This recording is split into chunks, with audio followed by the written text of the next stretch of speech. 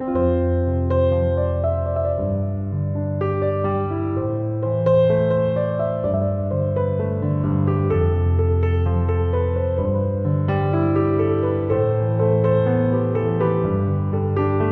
I just wanted to come on today and talk quickly about some results that I've had from my first try at turmeric powder dyeing. And I did dye some fabric. The photos don't really do it justice, so I thought maybe I'd just make a quick video. So this is a little piece of cheesecloth. Here's a piece of lace. And here's some fabric that I stamped on, and some more lace, and you can see it's rather a bright color. Now this is some lace curtains that I just sprayed it on instead of putting it in the dye bath.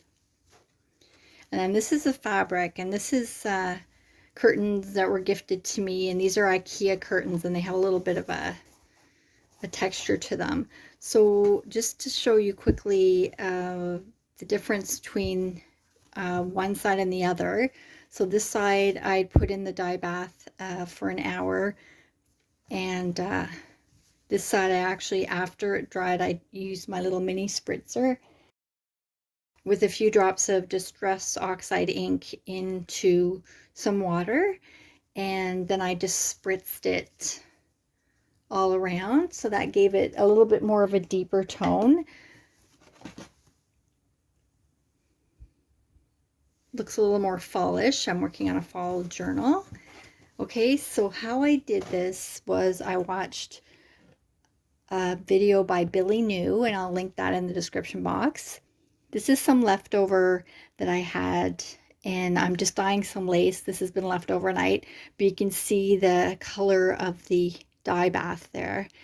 And what I did was, after I made this dye bath of the fabric, I put it in a bottle, spray bottle, and I was able to spray the paper and some lace and that kind of thing with it after. So how I made this from the start was I pre-treated the fabric in alum with water, and alum is considered a mordant. I just bought it in a little spice container at the grocery store. I used about a teaspoon of that with enough water to cover the fabric. First, I simmered the alum in water, and then I added the fabric, and I let that simmer on low for about an hour. And then I rinsed that in cold water. I was wearing my gloves to protect my hands from the heat, and I let that sit while I took my soup pot and emptied out all the water with the alum in it, and refilled it with turmeric. And I used a generous amount of turmeric, and by generous I mean probably 2 tablespoons, 2 to 3 tablespoons. So I was using a teaspoon, so about six teaspoons or 7, which was enough for just the very small amount of fabric that I showed you at the beginning. And then with lots left over, this bottle was at least a third full, and I had that left over as well. After the alum and rinsing it out, I let the turmeric and water simmer for a little bit of time, mixing it, and I made sure I was wearing my gloves at all times with the turmeric, and I used these chopsticks to stir. You can see the turmeric is a very strong natural dye.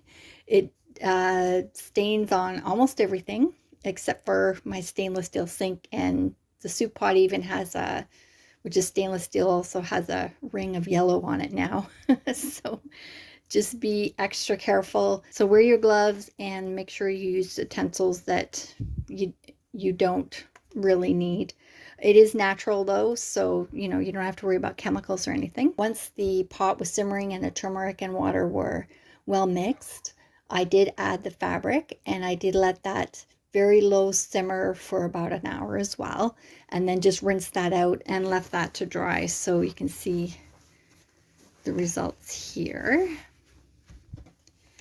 And then I was able to use this spray bottle, which used to have window cleaner in it. And just a little tip, when I was trying to put the sort of the warm liquid into the top of this bottle, I needed a funnel. So what I did was I cut this soap container in half very carefully, and I used this to pour from the pot.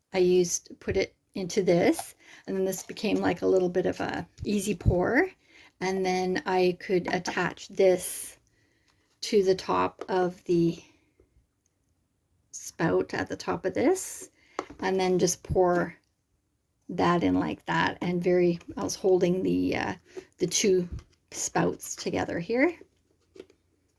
And the reason I did that was, again, concern about permanently turmeric dyeing everything. So, and here's, for example, a little project that I made, a little envelope, and then this is a strip of the lovely fabric for my fall journal. Here are some papers that I spray dyed after with the use of the spray bottle, and the turmeric came out really, really nicely on this. So this is before I used the distress ink. So this is like the deep yellow. And then this is after I used the distress ink. So it's makes a big difference. It really darkens it up from light to dark. So I used a baking pan and with walls, and I just took each paper one by one and just laid that in for like a few seconds, and then took that out. I laid that out on a garbage bag that I had cut up, and I put that on my living room table, and then I just laid out these sheets, and I only did about six or seven sheets, and then waited for that to dry, and then did the little bit of distress ink spritzing. So I thought this was going to be a short video, but hopefully you got something from it. In the description box below, I will link the first video that I watched and got the inspiration from.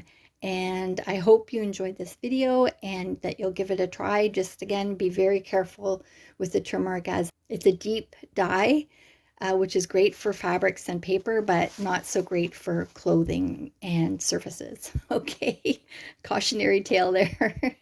Hope you'll try it. Thanks for joining me today. Take care. Bye.